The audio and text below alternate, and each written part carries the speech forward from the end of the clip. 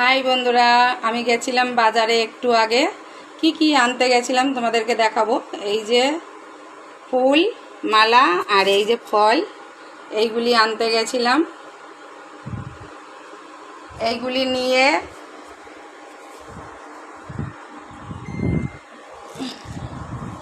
বাড়ি আসলাম।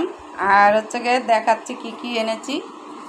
এই যে দেখো, ফিনাইল একটা সিলিন্ডার, একটা হচ্ছে দুধের প্যাকেট, আর এই যে দুটো সাবান, এই যে ইজির প্যাকেট, এটা হলো 4টে ডিম, একটা চানাচুরের প্যাকেট, একটা মুড়ির প্যাকেট।